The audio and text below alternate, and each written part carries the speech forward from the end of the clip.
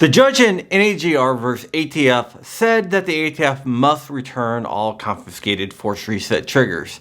Now that is happening, let's go ahead and talk about it. Hey Wolverines, it's John Crump, and we are at a conclusion of sorts for a chapter in the force reset trigger saga. I have been following the story for about 2 years, and there's been more twists and turns than in a Hollywood movie. But you know what's cooler than a Hollywood movie? My locals.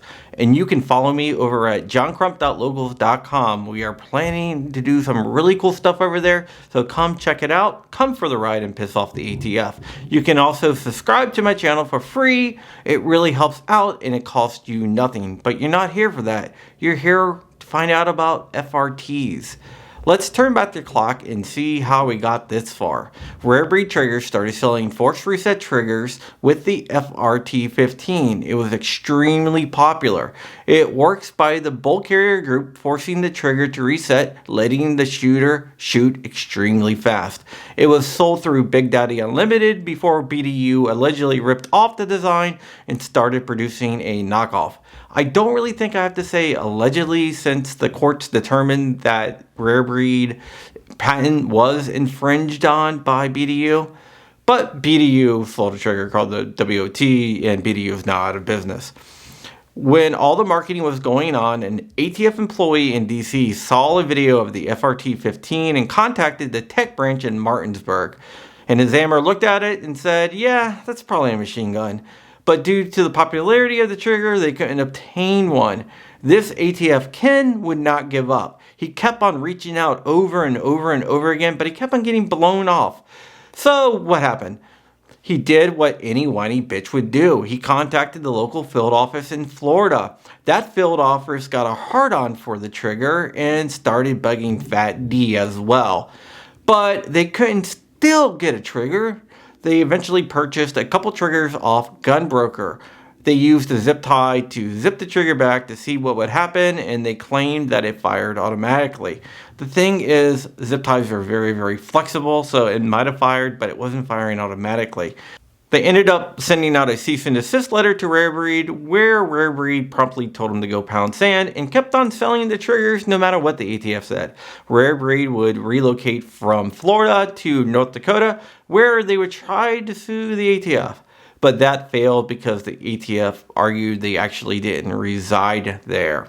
The ATF would then show up at BDU and take all their wide open triggers. That's another story, which we're not going to really get into here. They also started showing up at FRT owners' homes and demanding the triggers be turned over to jackbooted thugs. A lot of those triggers were bought from a guy on Gunbroker named Rifle Remedy 2000, but that's a whole nother story too. Lots of stories in this one, guys.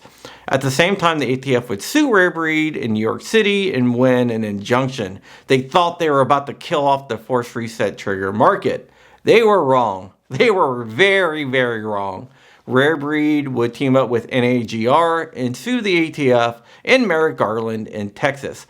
Judge Reed MF O'Connor would get the case. He is the Benitez of Texas. He would enjoin the ATF from taking any enforcement action against sellers and owners of FRT triggers. But when the merits of the case was argued, they thought they still were going to win. But guess what? They lost. NAGR got a summary judgment against the ATF because FRTs are not a machine gun. The statutory definition of a machine gun is a firearm that expels more than one round per single function of the trigger. That isn't how the FRT works. Much like bump stocks, only one round is expelled per function of the trigger. Sucks to be the ATF, but that's how the cookie crumbles, guys. And the ATF also exceeded their statutory powers by ruling that FRTs are a machine gun, violating the Administrative Procedures Act.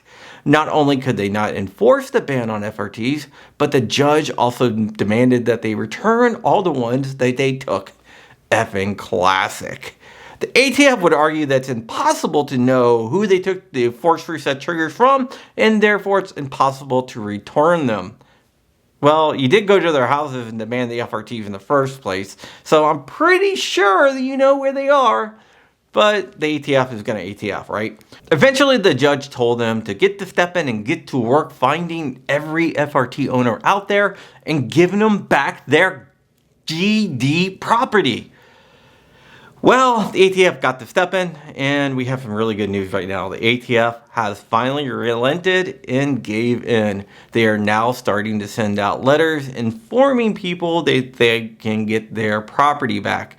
The ATF said all you have to do is email them and request the return of your property.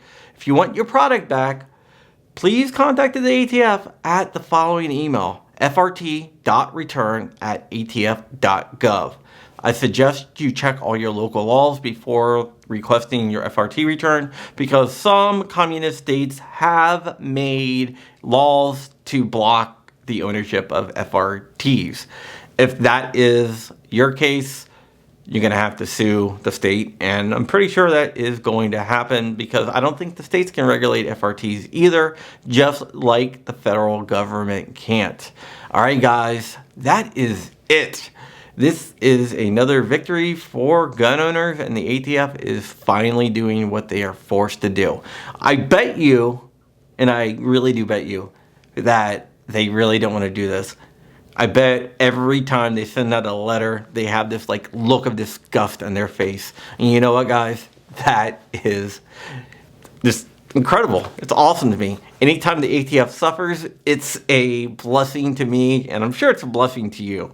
I don't like the ATF, if that isn't obvious, and they don't like me. But hey, guess what? Screw them.